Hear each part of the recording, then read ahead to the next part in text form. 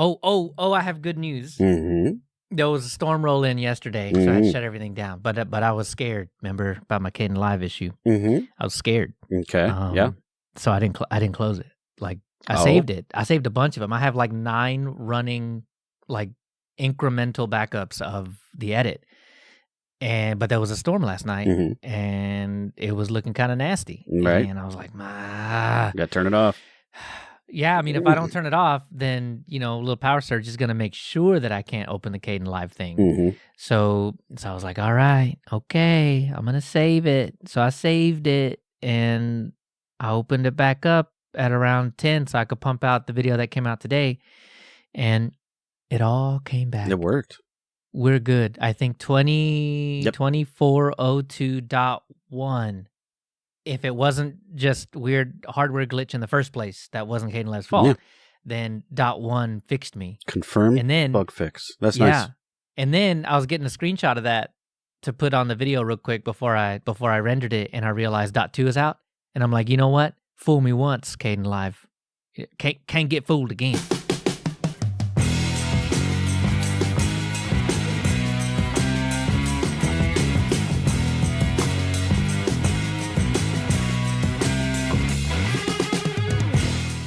Coming up in this episode, we put a hat on AI, the Secureblue uBlue thing, the Unix Wars Part 2.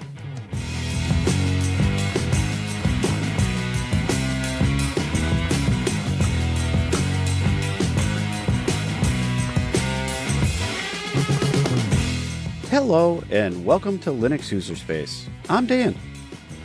And I'm Leo. Hey, Leo. How's it going? AI, Dan. Aha! I see what you did there. Yeah. You thought we were done talking about AI. We're not going to be. Nope. No. You know why we're not done talking about AI? Because everybody else is talking about AI still. Like we talked about Deepin and how they were adding AI into their operating system, the little things. Yeah, that those other Linuxes way out there that nobody uses. A little bit. In our circles, at least. I don't know anybody personally. I don't either. That uses it. But now it hits a little closer to home. A little closer. So Fedora has been talking about, incorporating AI into their operating system. Uh-oh. Yeah, and that's incredibly popular. Well, I mean, I say incredibly. It's one of the most popular. It's not maybe the top one as far as Linux goes, but it's pretty up there. We don't have numbers, but I think that's Ubuntu, right? Ubuntu's the winner. Yeah, maybe Ubuntu, at least Debian derivatives, probably when you add all those up. I mean, there's a lot, right? Mm-hmm. Yeah, so I don't know. I mean, I don't have any hard numbers, but I mean, it definitely is one of the most popular, so. There was a blog post by Matthew Miller on the topic of AI in Fedora. It seems like to me, every time it comes up in the Linux circles, there's a big distaste for AI. And I think it doesn't take a whole lot of time to find out that that's the case, right? Yeah. You bring up, using something like Ollama or something locally to generate, a little ChatGPT style conversation with with a local model. And, it's not great, but it's still a conversation with the computer, which is kind of cool. But you bring that up and immediately the pitchforks come out. Yeah, they do. Mm-hmm. It's interesting. I know quite a lot of our listeners are also on that side of the fence for AI, but what was it? 2 episodes ago, we talk about AI and how I think there's not only a need, I think there's a whole lot of good to be gained from using AI models in respectful kinds of ways, right? Like I'm not talking about having Microsoft Copilot built into GNOME. That's not. That has never been anything that I've suggested. Right. Matter of fact, that would kind of suck because it would just eat up CPU time and it'd be chewing on everything that you've put in there all the time, and it wouldn't be productive, probably. Yeah. Right. You would end up with a dead battery. Yeah. If you had a you laptop, would only be halfway through your work. Yeah. Yeah. So not great, but that's not really what I'm talking about, and that's not really what Matthew Miller's talking about either. That wasn't the takeaway I had, and I think we're on the same page, at least as far as the takeaways here. So yeah, we can talk about that. Let's go over some of the quotes here, and hold on. But before we get into that, and we can talk about how we feel about it at the end of that. Put your pitchforks away. Yes, please. Hold on. Hear us out. Hear Matthew Miller out, because I think there's a place for AI. So hold on to your hats. Yep. Hold on to your fedoras. Yep, put your fedora on. Yep, keep it on. Let's see where this takes us. So advances in accelerated hardware and machine learning software have unlocked possibilities which were imagined last century, but which were not practical at the time.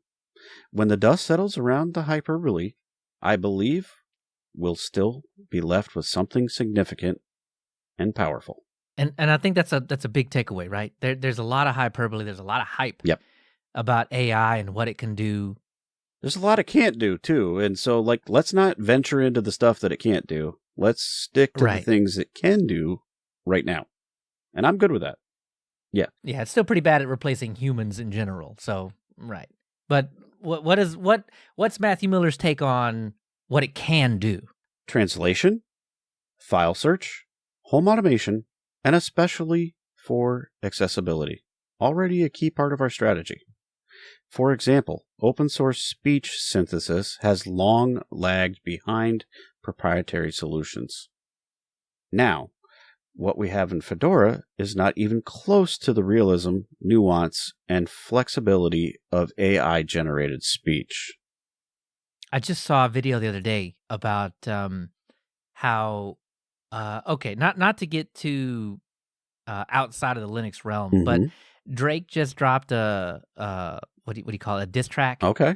And he used the voice likeness of both Tupac, who is probably dead, and Snoop Dogg, and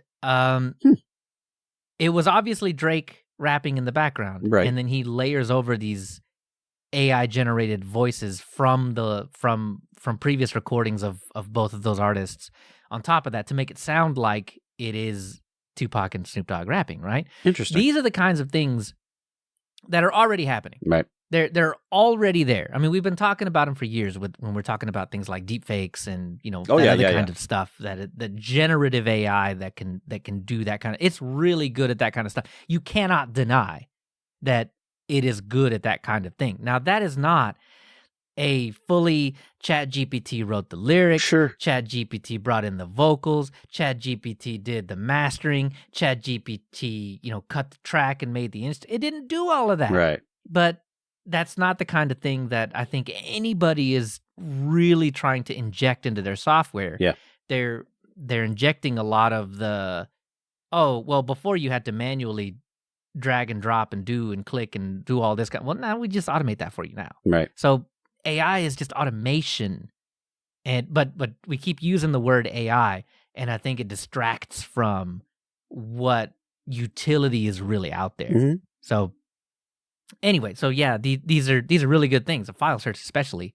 File search kind of sucks. It does, and like translation is a big thing. I know I see a ton of time from folks all over the globe that are inputting, translation things in there into, various bits of open source software and operating system stuff. And that's great. I mean, because it's reasonably accurate if someone is dialect accurate and all of that. But what about the things they don't get to? And they're not doing? It would be nice to see something there, doing that translation. So I think those things really are a lot of time spent for folks using, your OS. So it's a good focus, I think. Anyway, he goes on. Says, Right now, most of all of this is proprietary. It's corporate-owned, closed models trained with hidden data, largely running on hardware without open-source drivers. If we ignore this, we're going to be left behind, not just Fedora, but free and open-source software entirely. On the other hand, we can take a leadership position and build a future where AI belongs to all of us. That is, and I know it's a sin to bring it up, but this is one of the things that Mozilla is focusing on right now. Yeah, they're putting a lot of energy into it. Please understand, they're not asking the Firefox developers who are actively working on Firefox and improving Firefox every single version. They're not telling them, all right, put Firefox away and work on this AI thing. There is a separate team to deal with AI. And they're looking at how to do exactly this. Yeah. How to bring in open models that are not proprietary, that are available for everyone, where you can have the privacy, you can have the security, you can run all this stuff locally and not be packaged up and sold by a company like Amazon. Yeah. They're doing that work. And Matthew Miller, at least, and it seems like maybe a few others at Fedora, are starting to look in this direction. And I think that is a fantastic thing for the reasons that Matthew listed. And I think Mozilla totally falls into that. They've been a leader, I feel like, in the translation space, because now it is like first-class citizen included. And I've used it, and it's really pretty good. It is good. It's on the fly. It's local. Yep. You don't have to ship off your data to Google. Yep. I just tap. I love says, that. do you want to translate this? It looks like it's, French or something. And well, we know I struggle with that. So yes, please. Yeah. Un, deux, trois. I think we that's established as far as that I can before go. the show. That's it. That's all I got. So, absolutely, right? I mean, and I think that is a place where Mozilla can actually shine with things, AI as well. And so they get a lot of grief because they're not focusing on the browser. And okay, great, but this is something that's included in the browser, and so why not, try to, buff that up? I don't know. I feel like this. They get a lot of flack. They get a lot of flack for not focusing on the browser, except for the fact that they focus on the browser, right? And they have a set schedule, a set cadence. They have a release. That's good too. Every time, and there are improvements every time. And in almost every single release, there are Linux specific improvements. Yeah. And I get it. Your specific one feature doesn't hit the browser in 126, and that's frustrating. But it's coming. But but there is incremental improvement every single time. Let me drop a bombshell on you. Even if Firefox were faster than Chrome in every single respect, Chromium, ungoogled Chromium, whatever your flavor is, if Firefox was faster, if it had more features, if it had everything that you personally wanted in the browser, they would still not own the browser space. No. They still would not do it. There's nothing Mozilla can do to make Firefox more popular than Chrome. Absolutely zero things. Change my mind. Just tell me the one thing. What is the silver bullet to make Firefox a overnight success the way that it was? It doesn't. It's not. I don't know that it needs to be. Let me add on to that. I don't know that it needs to be. I think that's kind of where it I'm just at. needs to work for us, and that's all I really care about. There we go. There we go. So I'll hop off my soapbox. We can talk more about AI. Sure, yeah. Which is a soapbox in and of itself. It is. So Matthew goes on. We can use AI, machine language, or machine learning as part of making the Fedora Linux OS. New tools could help with package automation and bug triage. They could note anomalies in test results and logs, and maybe even help identify potential security issues. We can also create infrastructure-level features for our users. For example, package update descriptions aren't usually very meaningful. We could automatically generate concise summaries of what's new in each system update, not just for each package, but highlighting what's important in the whole set, including upstream change information as well. Yeah, that's super important, right? Like he's describing something that doesn't exist. Yeah, I mean, right? You get we could gobbledygook now, right? As far as change log information, what does that mean? I mean, people like me understand it, but I'm definitely in a minority. I know that. Yeah. Yeah. So generate concise summaries of what's new in each system update. That is super important stuff for keeping people informed. Yeah. Exactly. But this is stuff that doesn't actually exist in a lot of cases. It doesn't. So or if you go looking exist, at it does, but yeah, what does that mean? I mean, yeah. Right. The argument I hear a lot of times is that, well, AI is not good enough. Well, that's fine. It doesn't have to be the best. It doesn't have to even be good enough. It has to give you a product that you didn't have before. Right. We didn't have a concise summary of what's new in each system update. We had nothing. And AI is going to give us something. Right. And it's going to be generally correct. And it's taking something that is pretty factual and succinct and turning it into a narrative. That's essentially what's happening here. And it can do the small things probably really well because we've limited the scope. So we don't have to give it a whole huge model to learn. We just need to give it a narrower scope, and it can probably handle that. Yeah, exactly. I mean, we're not asking for it to give us the world. We're asking it to take those change logs and turn that into a couple of paragraphs. Right, something that a package manager, somewhat like a person that manages packages, can understand, and then turning that into something that even more people can understand. Right. That wouldn't have got done otherwise. Right. Matthew goes on, says, at the same time, we need to work with the rest of the free and open source world to create labels for AI technology, which aligns with our values. We need policies on what we allow and on what we encourage.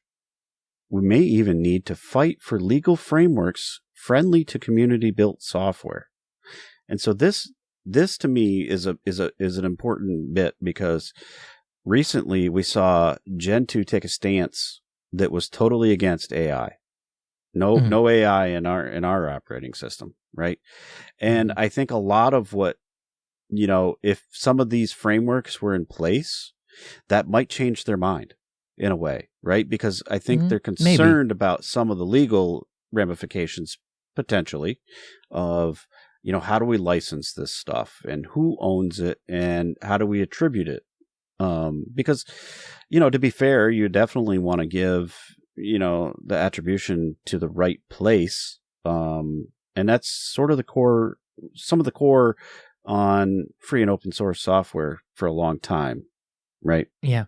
But I think what, I think a lot of the thing that was the impetus for Gen 2's stance is because of what Matthew is saying here, in that the stuff that when the Gen 2 group looks out onto the landscape of what current AI and machine learning actually is, what do they see? They see models generated by Facebook. They see models generated by Google. They see models generated by, I don't know, who's the other, the OpenAI. Yeah. Right? And these are models that basically just went out and scraped the web. Yeah, the world, yeah. Which much of the stuff that ended up in those models was copywritten stuff that should not exist in those models. And that's why they don't want it included. And that's fair. I think that is absolutely spot on. Exactly. But Matthew's point is that we can do better than that. Right. We can generate our own. Exactly. Like we did this back in the early 90s. This is how it started. With the Linux kernel. Right. We did that with desktops. We did that with everything. Right. There is a better way. Right. And Matthew is sticking his neck out there, and I guarantee you he's going to be the scapegoat for a lot of this. But he's sticking his neck out there and saying that we can do better, and we should do better. And I think that we should support those folks like Matthew that are going out there and actually saying these things well before they're established in Linux. Give it 2 to 5 years. Well, this will just be a foregone conclusion, and we will have this in Linux, and it'll already be there. But there has to be someone. And I think you fast forward to the 2 to 5 years, like you say, and Gentoo might take a different stance on it, right? Because some of that stuff is established, and that's fine. Right. The current landscape is pretty hostile to anybody that wants autonomy when it comes to their art or anything like that, right? But if Mozilla wins, if Fedora jumps on this train, maybe even with Mozilla, that would be cool. We can do better. We can absolutely do better, and we should do better. So to wrap it up, Matthew says, finally, of course, we can provide models in the OS. This includes accessibility tooling, which can benefit everyone. Imagine an all-local voice assistant that doesn't send your conversations to some big data center or try to sell you things while simultaneously selling your personal data. We could also include tools that make it easier to find help, features to simplify your system administration tasks, and interfaces to better organize your documents and media. All within your control, all running on a free and open source software stack. That's super important. Like this is one of the points that we made when we talked about AI a couple episodes ago, which is I don't want the ones that are currently out there right now because they are privacy invasive. Yep. The entire point of them essentially just vacuum up everything else on the internet too and add that to the model. Well, and that's not really... Yeah, it's not great. And I'm going to add and say I think some of those things need to be curated before we feed them into the machine because we don't want it hoovering up bad data or incorrect information because that's posted out there. I mean, convince me otherwise. The incorrect things are posted and get said, and we don't want... Have you been to Reddit? No, everything said there is true. Yeah, same with Facebook and YouTube and all of them, right? I mean, every single thing. So I think being able to have it, locally on a machine, with the curated model a little bit, and then have it do its own thing about learning about your local situation and giving you that voice over prompt or feeding you the information about your updates and telling you which things are coming in. That seems like great stuff. It's not being done anywhere else. I think the entire point here is not to replace what already exists or the human counterpart to it with AI, but to replace nothing with AI-generated something. Right? Like, we're not saying take away the voice assistant that you have right now and replace it with AI. We're saying where there is no capability to do what you want, maybe we can put AI there and help you out. Where there are deficiencies in a help document, maybe AI can step in there and fill in the gaps. And I think it's worth working toward. And especially in the case of accessibility, semi-accessible is better than not accessible at all. Yep. And as long as it's accurate, like I said, with curated information, we could probably get pretty close. And then ultimately, we have that AI stuff as a placeholder. Maybe humans can come along as time permits and clean things up. Yeah. Exactly. I think AI is going to be a good stand-in until we get to it. Well, if you haven't checked us out on YouTube, maybe you're already watching us right here. Faces, yeah. Okay. But if you haven't caught us on YouTube, make sure to go over to youtube.com/LinuxUserspace, hit that subscribe button, or if you're already on YouTube, hit it. Just ding the bell. Ding the bell. Yeah. Oh, yeah, might as well, because if you don't have time to watch the entire show, we go back and we release each of the individual segments we'll give you the little as shorts. standalone Yeah. little bits. Yeah, exactly. And then as shorts as time permits, right? Because I'm not an AI. As time permits, we put out those little shorts, and a lot of those come from the pre-show, which doesn't actually come out in the show. Right. So this is pretty exclusive stuff. I know, we're not a huge fan of shorts and TikTok and whatever, but they're like 40 seconds most of the time. Yeah, it won't kill a lot of time for you. Yeah, you can handle it. Yeah, I mean, it makes me giggle. Yeah. So I put them out there. We say funny stuff, and a lot of times when the cameras are the camera's on, but when the lights are down. What the deflector beams, whatever. When my hair is down, I got that wrong. Dan takes his hair down sometimes, and that's where the shorts come from, and those get out, and you don't really catch those anywhere else. Nope. Unless you pay the $5 or $10 to get the exclusive behind the scenes access. But that's way more than just a short here and there. That's the entire conversation that happened up until we started saying, "Hey, welcome to Linux User Space." That's the 1.5 hour episode that really was 4 hours. No joke, dude. There was like an hour. Again, we did it again because. I don't know. Me and Dan just have a good time. We just sit here and talk about the stuff that we're about to talk about, or stuff that happened, or stuff that doesn't even enter into the show at all. Not even a thing. Interesting, but doesn't make it to the show. Right. So if that interests you at all, $5 or $10 will get you $5 will get you the audio version if you're a podcast kind of aficionado, or $10 will get you the video version where you get to see these eyebrows do the thing. That's right. But if you don't care about either of those things and you're more of a PeerTube kind of person, well, then you should check out Tilvids, because that's where our educational stuff goes. If there's a segment, a little behind on that part, but if there's a segment that is more educational than not, that'll get released on Tilvids. But 99% of the time, that just means the history episodes. Right. They are locked and loaded over on Tilvids. So if you're a PeerTube person and you like history of distros, applications, looking at you, XZ. Yeah, that's coming. Up. That's right. That will be over on Tilvids as well. Yeah. So you can get our stuff all over the place, but subscribe on YouTube, subscribe on Tilvids, subscribe on Patreon too. Yeah, baby. If you're feeling extra special. Got the hole burn in your pocket there for your wallet to fall out. That's cool. $1 will get you that Lemmy account exclusive access.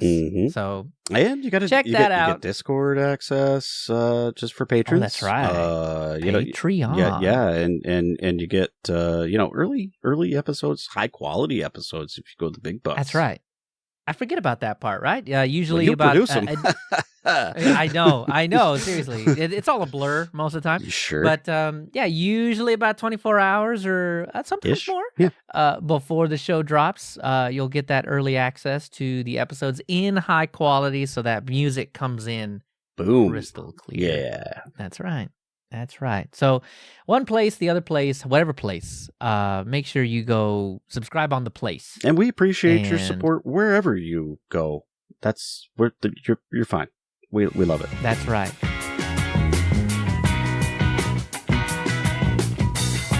All right, Leo, it turns out we got some things wrong. No. When we discuss Secureblue. Yeah. Mm-mm. I don't believe it. That's not true. Well, thankfully the internet was there to correct us on it. I mean, thankfully. That's just great. Not just the internet. Their RoyalOughtness. Yeah. Actually helped us get not only just a better understanding of what Secureblue is, what it does, and where it stands in kind of the hierarchy of immutables, which is not the right word, apparently, but we'll get to that. Put a pin in that. Also, just a better understanding of kind of how it all works. So, thank you. Yeah, First no, of yeah, all. definitely thank you for reaching out. So yeah, for context, RoyalOughtness, and I'll have a link to their GitHub page. They're the creator of Secureblue, okay? And yeah, there's a difference there between Secureblue and uBlue and whatnot. So Yeah, as I was stacking up the blocks, I kind of layer them on, right? Yeah, no, absolutely. which is also to go back to what I said at the very beginning of this segment, not true. Ish. Okay, it's true. It's true. Yeah, but that's okay. Because I don't. This immutable thing is hard. And not only that, I think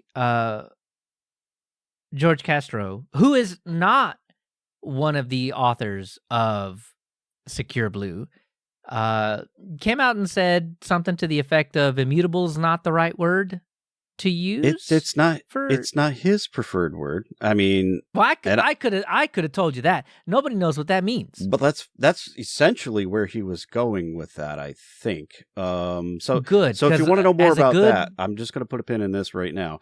If you want to know more about that, go check out Linux After Dark from the Late Night Linux family, episode 67, and I'll have a link to that in the show notes. It's a shortish episode, and George actually prefers a different word. He prefers composable. Okay. Now, I'm going to go out on a limb here, and I'm going to say I don't know that makes any more sense. Doesn't make it better for you, huh?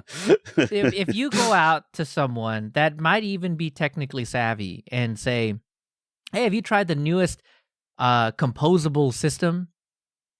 I don't know that you'll get anything other than deer in headlights. I mean, I get it. I mean, what is the very first thing that someone like that may say? Right. And I guarantee you it ain't Silverblue. Probably going to be Nix. Oh, yeah. Composable would kind of lends to think about Nix in a way. And it's similar. We talked about that, but it's not the same, right? No, it's not. Yep. It's not. Yep. So, well, here to add to the confusion, actually, in the release notes for Fedora 40, they actually talk about how they've rebranded again. The immutable things, and they've gone back to the atomic name. Oh, okay, but that's cool, but also just as unintelligible, because most people check out once you hit atomic level sizes of things. Yeah, and so atomicity, I don't know, makes a whole lot of sense outside of developer circles. Again, so, it falls in line with most things that are, Linux open source. They're just not named well. Sorry. He said it. He said it, not me. Yeah. I didn't say that. But it's true. You're not wrong. So in the description of the, what was it, Late Night Linux? Was it? The Linux After Dark. Linux After Dark, an extension of Late Night Linux. Yep, it's part of the family. They describe it in the podcast like description or whatever, and they describe these types of systems as image based. And that's better. I'm no science man, but that's a little better. I think that is the word that we should be using, because the word image has been around for a very long time, and it's a bit of a static blob. Yeah, snapshot. You plop on things. Photograph. I mean, image. Right. That's where you go. Yep. Those are synonyms. Exactly. It's a block in time, right? If you're looking at a picture, an image, then it is a still, and that yeah. And so these types of things get referred to as something that's Git-like, right? And so when you do like a checkout on a certain Git commit, that's like a snapshot in a way. Yeah. So I mean, it fits. It's an image of the tree at a current time. Exactly. And yep. But we'll get to that, because that was a bit of revelation from me from their RoyalOughtness. Yeah. and it was kind of a bit of a click moment. Right. I was like, oh. So, it keeps getting fatter, and I kept wondering why. And okay, that makes sense. So Yins ought to think about, how you named it. He threw a Yins in there. Oh, feeling very Pennsylvania at the moment. Okay, I like it. Anyway, RoyalOughtness does call us out, and here we go. XKBLue itself isn't just atomic Fedora with the restricted stuff included. XKBLue doesn't consider those images to be the XKBLue end product, just the start of the pipeline. And he's got a link here. It says their end products are Bluefin, Advait, and Ucore. All right, so I want to take a minute here and say, XKBLue. We here's some of where we went wrong. XKBLue is not the product. It's the project, okay? There we go. Yep. Yeah. Goes through XKBLue. You end up with something after you add your flavor to it. And those things tend to be your Secureblues, your like Bluefin type projects as well. Right. So, and Advait, check that one out too, yeah. Right. And Aurora, I'll have more to say on that at the end of all of this, because it turns out that's been tinkering with that just a little bit to try and figure all this out. Mm-hmm. We're not done. There's a lot. lot. We're not done. Yeah, there's more. Yeah. So Secureblue is taking the base images from their initial pipeline and making hardened versions of those images. This is for a couple of reasons. One is that Secureblue is completely separate from the XKBLue project, and we have completely different goals. The other is that we want to stay close to Fedora upstream, aside from the hardening. Right. So if you think about it right, you have your Silverblue way up here, and then your XKBLue that you can create new projects out of. Right. And then there's a branch, right? Yep. Your Bluefins. I can never remember the name of the Bluefin project because it's a dinosaur. And the dinosaur that they have doesn't have fins. Mm-hmm. Mm-hmm. And Yins need to look at this because Yins don't have fins. So anyway, so it's hard for me to remember that thing. But anyway, so Bluefin and over here, and then you have your Secureblues over here, and then you could possibly have, and I'm sure there are more projects that branch off of that kind of thing. It's confusing. I feel like a pretty seasoned. I thought we were, and every time I say that, and then every time I figure out we're not. Yeah. Well, I don't have a degree in packageology. I don't either. I've manipulated a couple every once in a bit, but nope, definitely not. So it's hard. But maybe we go on a learning dive here pretty soon and kind of figure that out. I think it's on the radar. Anyway, maybe. So speaking of hardening, the reason Wayland support is a requirement isn't a result of being based on Fedora. It's because Xorg is fundamentally insecure. Yeah, we've been pushing toward Wayland a whole lot, and this is one of the reasons. We've said this. I know we've said this. Yeah. Yeah. They mention xkbcat, which is a way to basically add a keylogger to Xorg and just kind of just do keylogger things, right? Just to re-summarize again, hey, any of those Xorg things, they can all check on each other, if you will, unrestricted. So think about XIs. You know how it knows how you're in other apps? Mm-hmm. Yeah, that works for your keyboard too. Yep. So, and all the other devices, absolutely everything that all your input can be smeared around to all the other things. Think about that for a minute. Yeah, and so, sure enough. So, and a lot of the gripes about Wayland and why it's not ready and all of that stuff, it's because of the added security, folks. It's because you see people complain, well, I can't screen share or I can't screen capture. Well, yes, because we need to allow permission for that. That's other operating systems have been doing that thing for a while. And we are really late to the game. And so all of that stuff that you say is like terrible and it won't work, it's because we're taking security into account here. Anyway, Exactly. that's my social soapbox. And that's where RO kind of continues on to get to this whole, and we've compared it to a slider a lot of times, right? Where you have security on one side, usability on the other, and you just have to decide where you want to be on that slider. That's true. You know, That's the true. further toward usability you go, the further away from security you become. So you've got keep that in mind. Convenience on one end and security, secure on the other end. Somewhere in the middle is probably where most of us are, but how far to each side do you want to get, right? Exactly. And I think Secureblue takes us a little closer to the security side. For sure. With a lot of the things that they change, And he'll talk about it here. Secureblue is making impactful improvements to security. So one might ask why Fedora wouldn't want these changes upstream. And to their credit, Fedora does get a lot right. They are one of the only community distros with SE Linux enabled and enforcing it out of the box. And they're actively working on hardening systemd services by default.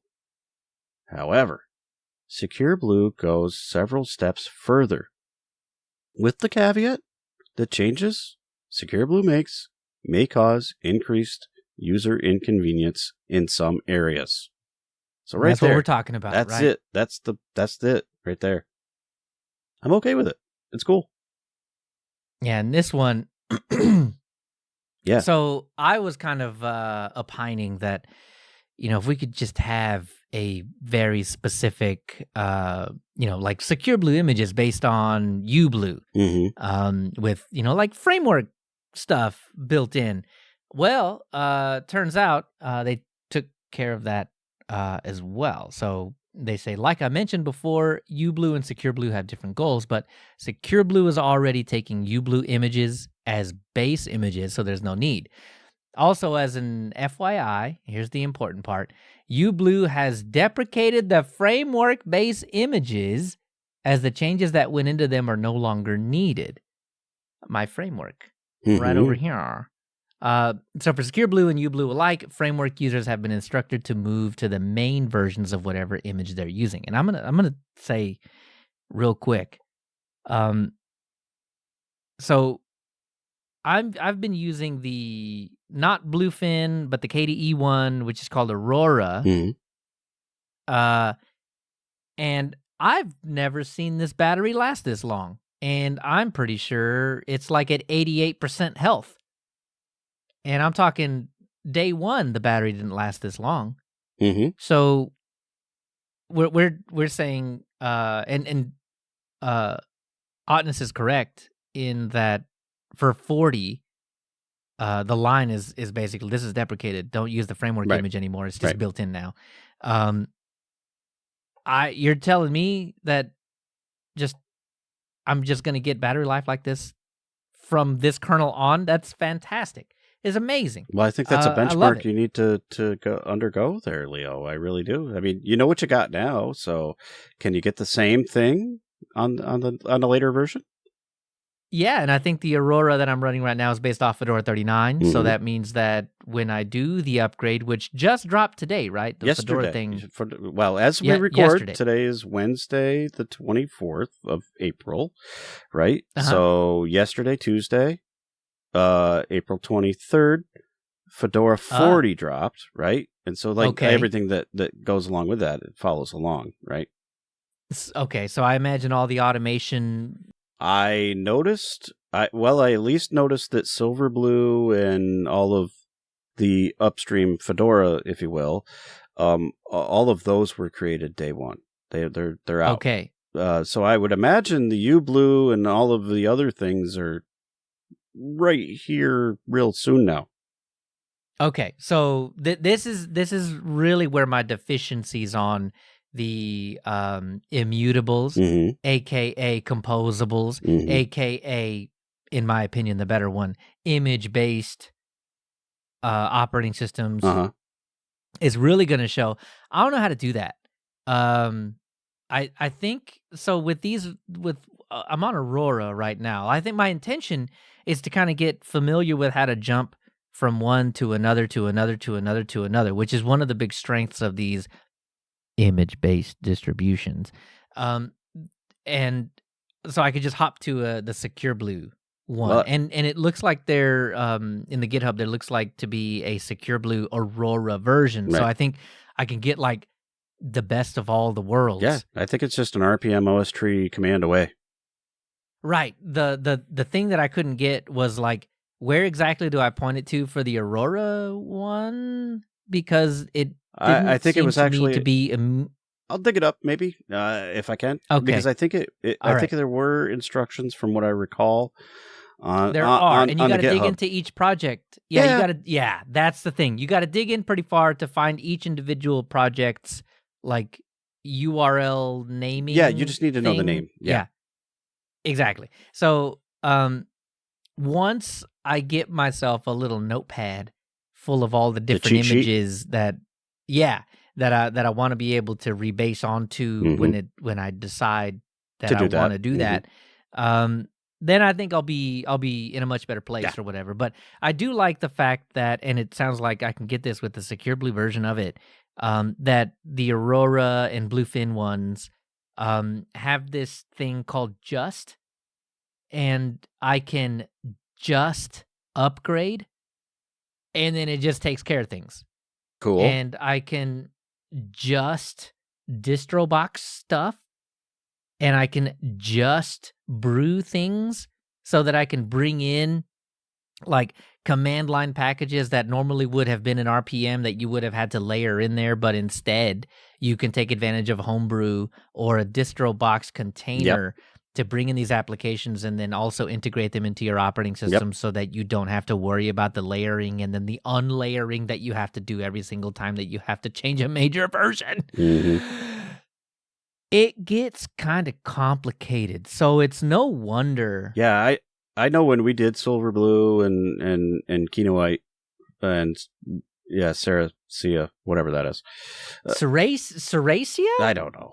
I struggle with that one. I don't know English very good most days. Well, is that actually English?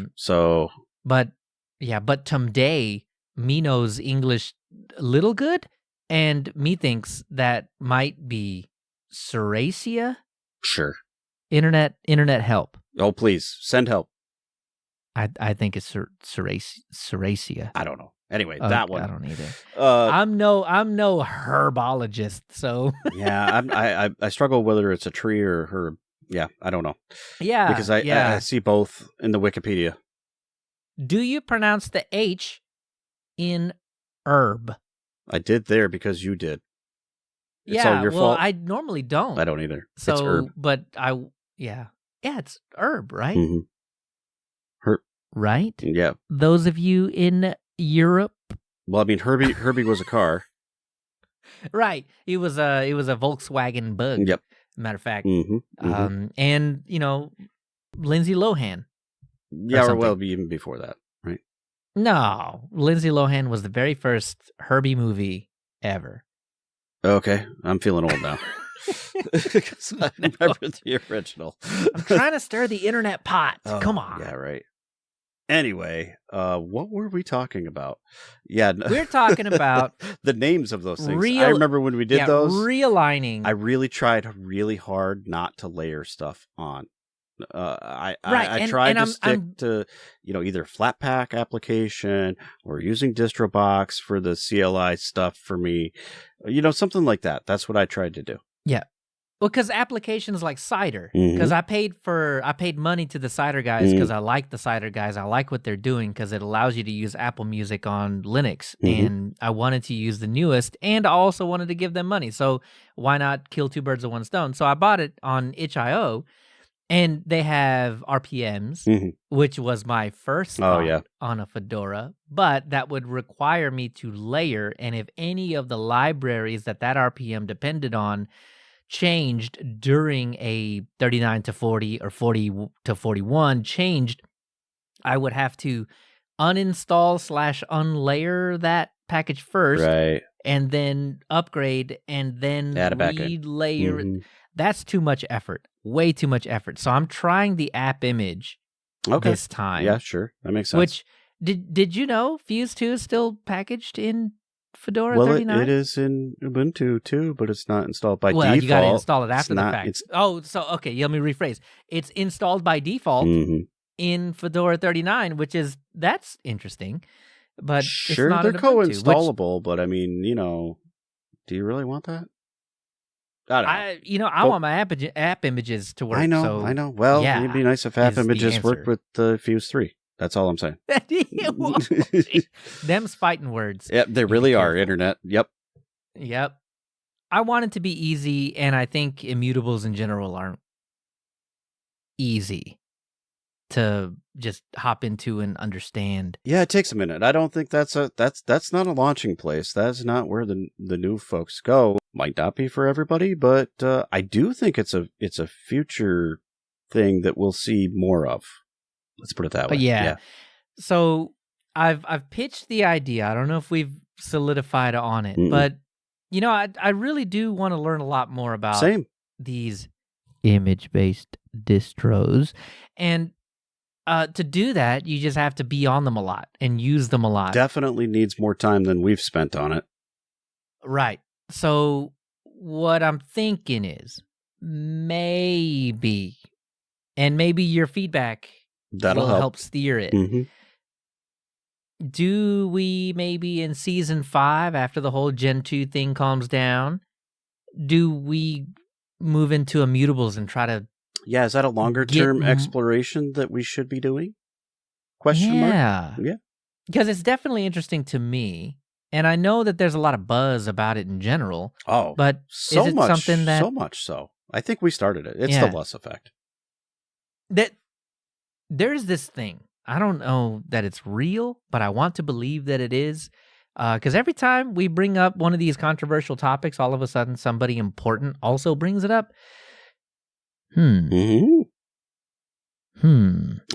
Interesting. I mean, I feel like we kind of kicked it off with the Endless episode. That was a while ago now. I mean, listen, all I'm saying is it's after it happens like 6 times, maybe it's more than a coincidence. I think so. I don't know. Do we have the finger on the pulse of where everything is going? Or are we the pulse? Wow, that's cool. Well, to find out if we're the pulse or not, catch these and other great topics as they unfold on our Lemmy, our subreddit, our news channel on Discord, wherever you go. We got the Lemmy at Lemmy.linuxuserspace.show, but we also have linuxuserspace.show/Lemmy.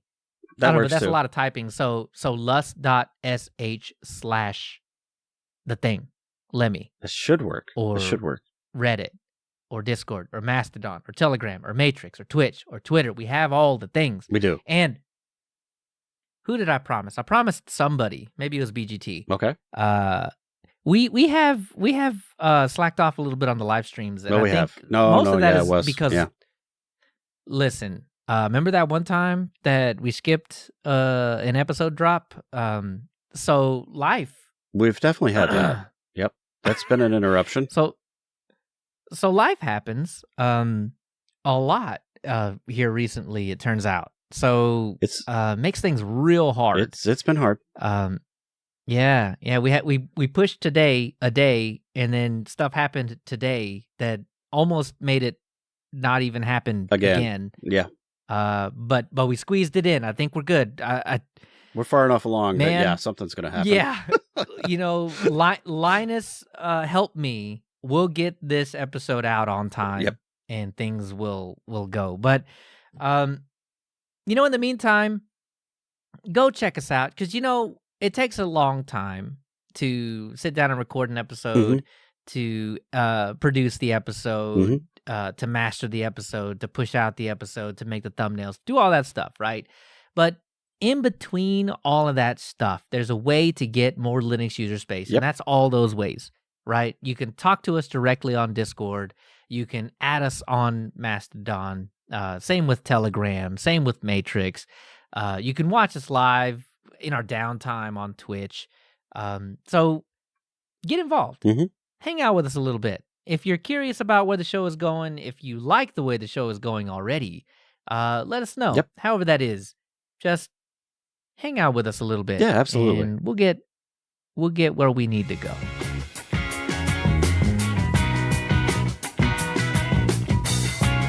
All right. So to close out the show, we got a little bit of feedback. We didn't have enough feedback to make the entire show about it. Just 2/3 of the show.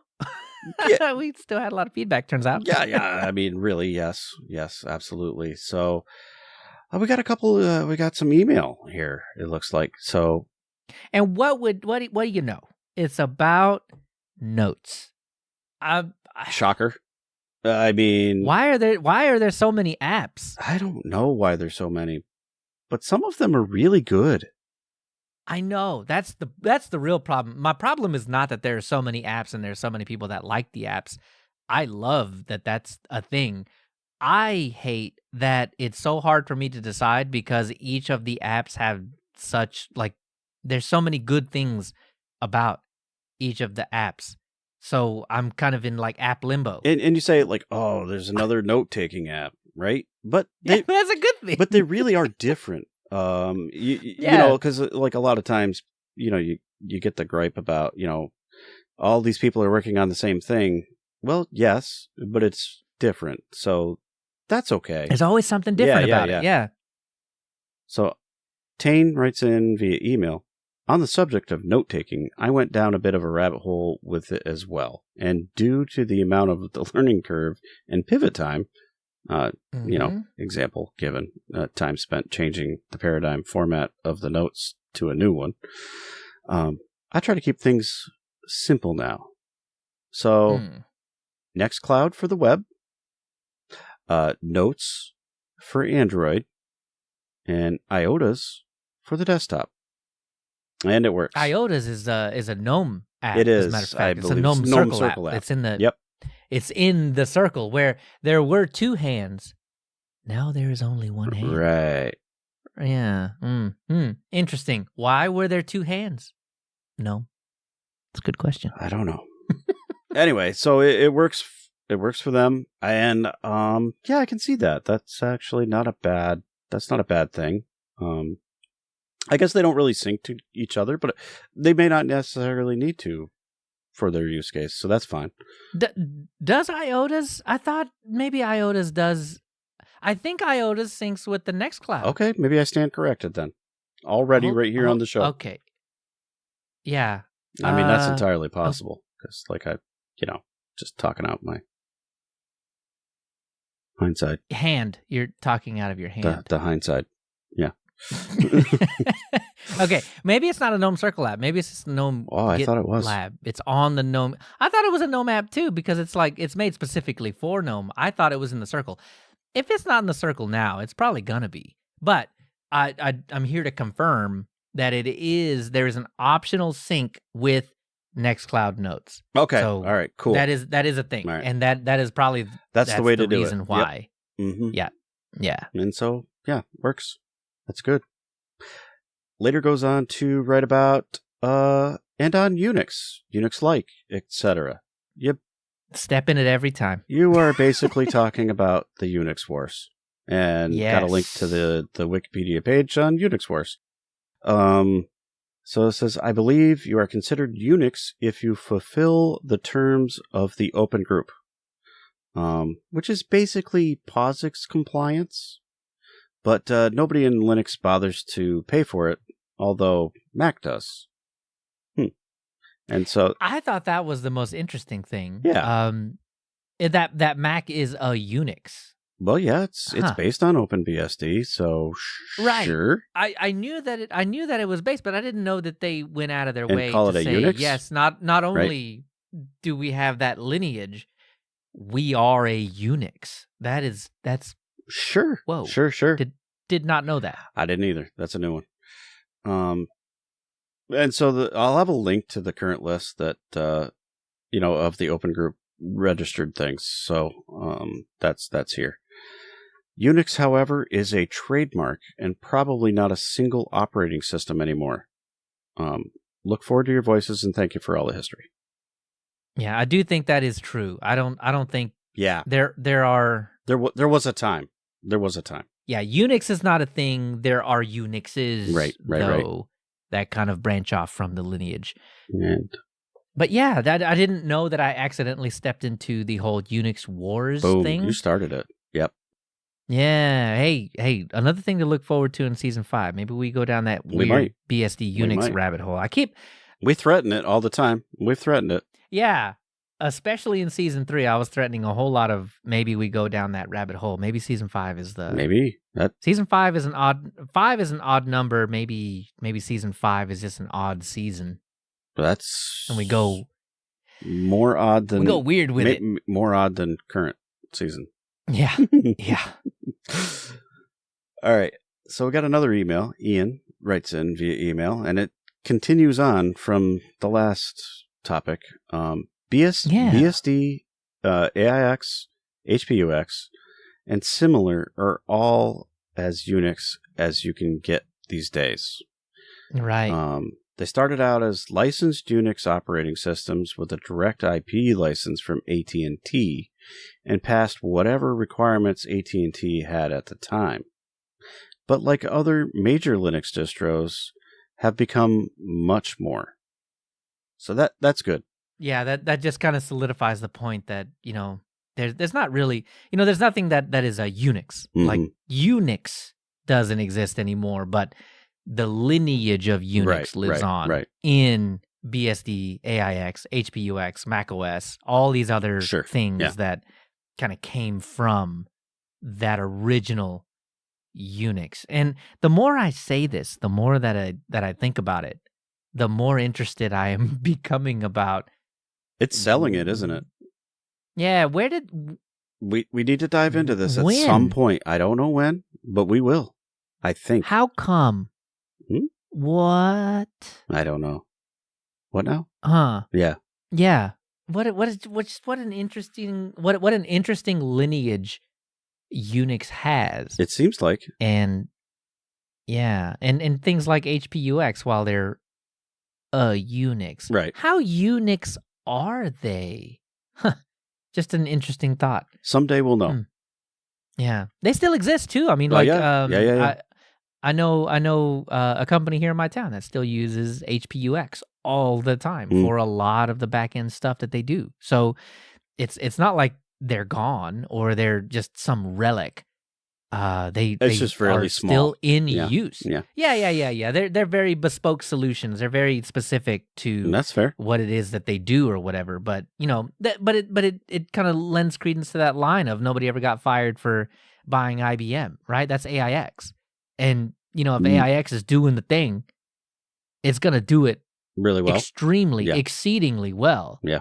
And I think now you can kind of apply that to Microsoft, right? Like, Windows 11 is rough, but, you can still get away with it. You can still get away with saying that about Microsoft. Nobody ever got fired for buying. It's still the standard. Yeah, it kind on the desktop and the enterprise. Very, very sadly is. Yeah, what are you going to do? The immutables have not conquered that. Not quite yet.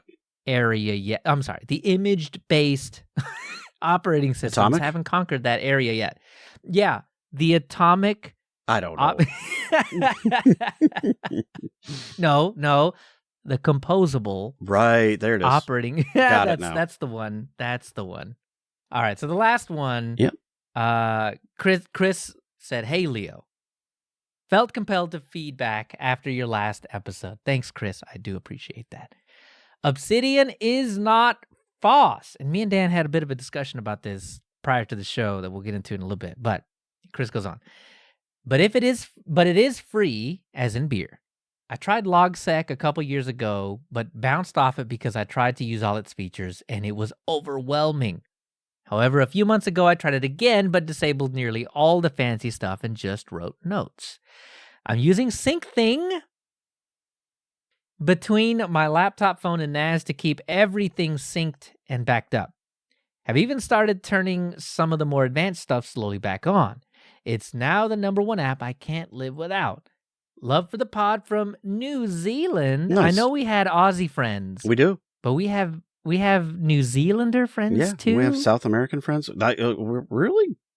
I mean, wherever you are in the globe, I mean, even just drop us a line and let us know. That'd be cool. Yeah, I'm actually kind of curious about this now because specifically about New Zealand, though, I've seen pictures of the kiwi, the bird, and not the fruit. The fruit is delicious, but the bird is interesting.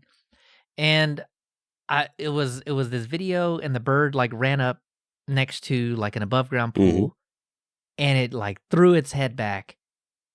And I'm gonna call it a chirp, but kiwis don't chirp. They scream. Yeah. What is that? What is this? Yeah. I was into the whole, Lord of the Rings thing. Yeah. Until I knew that kiwis lived there, and then they just scream at you?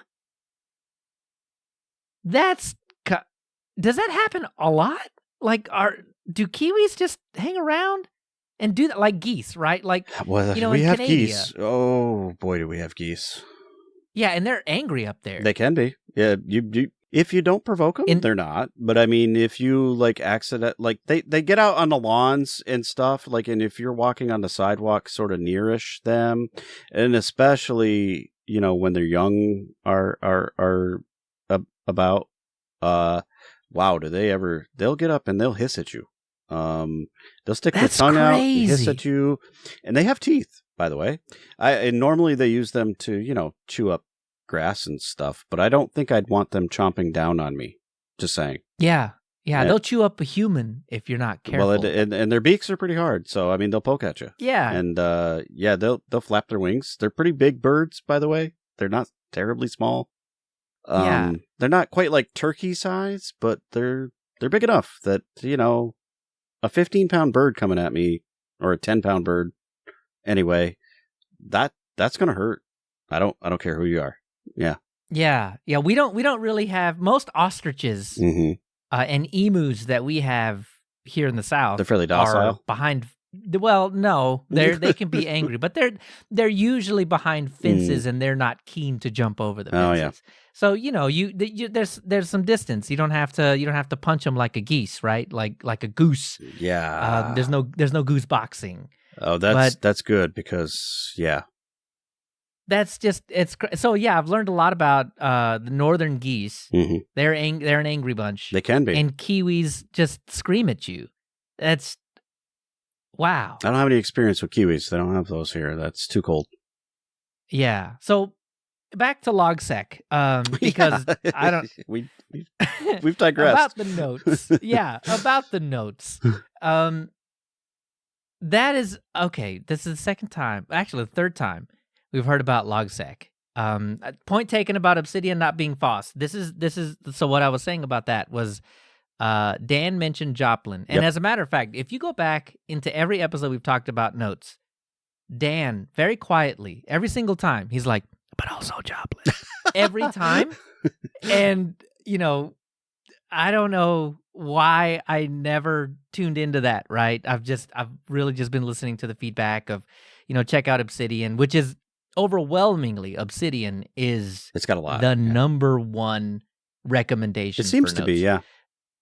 But behind that is QONotes, which integrates into Nextcloud, and that's actually what I jumped into. Yeah. What I'm currently jumping into right now. And the problem with that is for some reason I can't. Does QONotes not pull down the notes from Nextcloud? And then I swear I created a note and it didn't push it to Nextcloud. This is where we need more internet help. Yeah. Yeah. Okay. So those of you that like QONotes, I'm maybe I need to try it on a different system, but I might need to abandon QONotes at least for a little while to go try out the Obsidian and logsec. Because I can't get it to sync. Like if I can get it to pull down my notes and then I can edit my notes and then it automatically syncs it back. That's what I want out of QONotes. I think that's what QONotes is supposed to do. Maybe mine is just broken and I am bad at QONotes. I'm almost positive I'm just bad at QONotes. But all the things were green. I like it took me a minute. Because I was like, oh, you have to go add the QONotes API to Nextcloud first in the app section, and then go back and do the QONotes connection thing in the app. And when I did that, it was all green. Everything was cool. but then notes didn't go back and forth. I didn't. So. Well, maybe we can get him to try Joplin. See, there it was. And it's probably the first time I've ever actually listened to it. But apparently Joplin does the same thing. It does. It has a sync thing. Yeah, I mean, we're syncing back end. Yeah. Mm-hmm. Yes. And then earlier, and looking at chat as well. So you can be in the producer booth to do this. Mm-hmm. I'm looking at chat and another vote for sync thing. Oh yeah, sync thing's great. Maybe that's just where I end up because I have a sync thing. Yep. Have a sync thing, and me and Dan use it all the time. Why don't I use that? We do for notes. Yeah, I mean, I don't. Yeah, sure. I mean, I think that would work. I don't know why not. It makes sense. It makes sense. So I have 700 options, and I don't know what I want to do. More research to be done. Yes. So, those of you that use QO Notes, Yeah, help poor Leo out with that a little bit. Yeah. I know I'm just wrong, but why? So I'll try it on a different system and maybe figure out where I went wrong on the first system. But the syncing's not happening. I know it should be happening, but we'll get there. I'm not going to let this note thing go until I finally have a solution. And when I have a solution, I'll come back and say, all right, this is the one that I settled on. Not that it's better, just the one that maybe works better for me. Right. Anyway, Kiwis scream, and that is disturbing. Mm.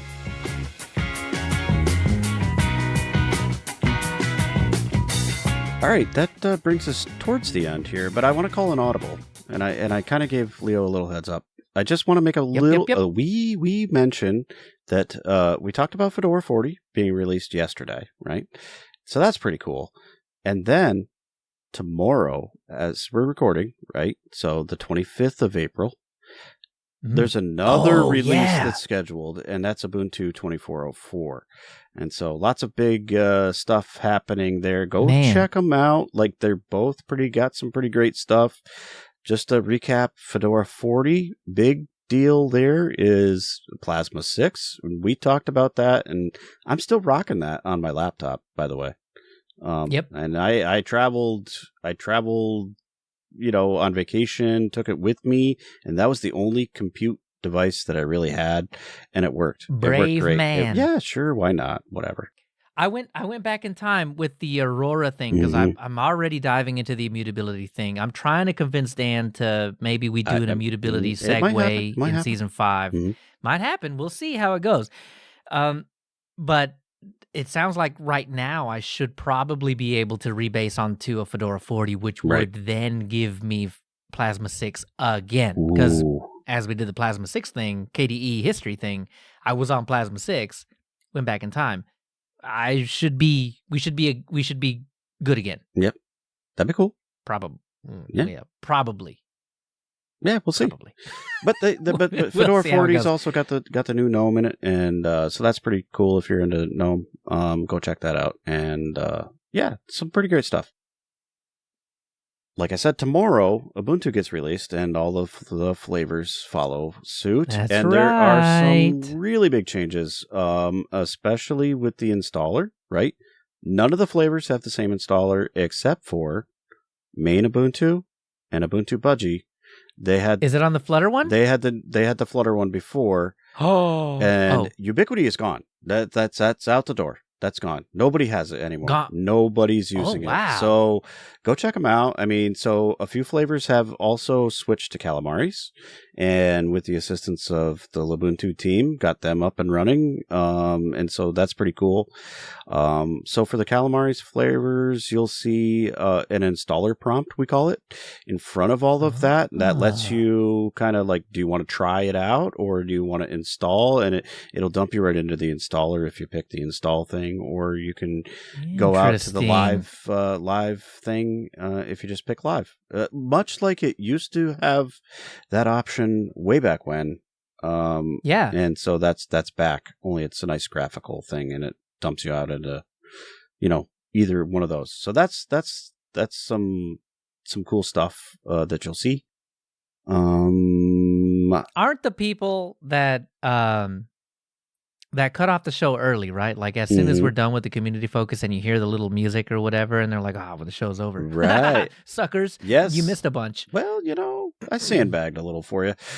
So that's some cool stuff. There's a lot of other changes that are coming through. Obviously, artwork and colors and all of that stuff, it's always up for grabs. That's really cool. I know Kubuntu had a big wallpaper contest thing that heck happened. Is a numbat, man? Mm-hmm. I still don't even know what that is. What is a numbat? It's like a little small creature. I don't know. It's like a little cutesy little thing. What is up with all the squirrels? It's basically that, yeah. But there has been a lot of squirrels. Well, are there just a lot of squirrels in South Africa? Is this a South Africa thing? I don't know, but they're cute. A banded anteater. There you go. Small endangered marsupial animal native to parts of Australia. There you go. Not even South Africa. So, there you go. I'm going to be in trouble with Bruno. Yep, you are now. So it's an Australian animal. They have a lot of them. That's for sure. So, it's noble. Anyway, next time, we're going to have the history of the XZ Utils and XZ and all of that good stuff. So, and we're going to dive into the controversy that's, happened recently. Maybe you've heard about it. Boring and exciting all at the same time. How exciting can you make compression? We're going to find out. We're going to find out, folks. What you can make interesting is compromising the XZ libs to then compromise SSH to then plant a private key into all versions of SSH that depend on systemd to then give you very targeted access to whatever, everything. Why not? State actor? I don't know. We don't know. Whoopsie doodle. Spooky. Anyway, yeah, so we're going to give you that, some thoughts, and whatever else we can cram into the show. That's right. So in between shows, make sure to catch us on Twitter, Mastodon, Telegram, Matrix, Discord, all those places, and, we can have some conversation. That's right. Give us your suggestions on our, subreddit. Or you can go into Lemmy. We've got an open forum place where you can just drop a whole bunch of stuff, and sometimes people do. If you've ever thought, how come Linux user space doesn't have a forum? We do. We do. Yeah. We do. It's at Lemmy. Sign up wherever you want. Anywhere. On any Lemmy server out there, and you can subscribe to that community and then just post your thoughts about what you think. What do you think immutables should be called anyway? Composables? Image-based, maybe. But atomic? What are they supposed to? I don't know. Yeah, Go there. I like atomic just because I like atoms. I'm made of atoms, turns out. Yep. So, I have an affinity for them. That's good. But what are they supposed to be called? I don't know. So let us know in user space. Yeah. That is what it's called, I know. But let us know there, whatever. And if you want to get an account where your username includes linuxuserspace.show, that's $1 on Patreon. So any amount, you can get your account over on Lemmy. Yep. So all the links and the show notes, linuxuserspace.show. So Leo, where can we find you? Oh, you can find me over at Leo Chavez at mastodon.social. And I know on the last couple episodes, I've been saying I've been more and more less on Twitter. I don't think I posted on Twitter at all. I do less and less there as well. Yeah, I think we do the show announcements there. Right. And that's it. That's pretty much it. So if you want the action, man, if you want to see where it happens, Leo Chavez at mastodon.social. And Dan, where are you? I'm at KC2BEZ at mastodon.social as well. So and the show at Linux User at Space. Linux User Space. Yeah, it is. At mastodon.social. That's the one. So come back in 2 weeks for more Linux User Space. Bye, y'all. Bye. Noble. They Nobility. got the crown. Got the nobility, right? So that's cool. I don't know, a lot of cool stuff. Go check it out. I think it'll be great. They're venomous? Really? All right, you got me on that one. Today I learned. Okay, no, they're not. All right. Okay. Man, you got me. This is what you can do. This is what you can do. It's what happens. See, all I have to deal with is rattlesnakes, black widows, and brown recluses, and then you hear folklore about the Australia, about the Oz, and you just never know. You just never know. So no. Yeah, rabbits with antlers, but and stuff. They got those too. In Texas, we do. They're called jackalopes. That is very true. Mm-hmm. That is absolutely 100% a thing. Maybe Cup to Texas Linux Fest might convince me to go. And we can go hang out and hunt jackalope together. That'd be cool. Venomous. Yeah, got me. You did get me. That was good.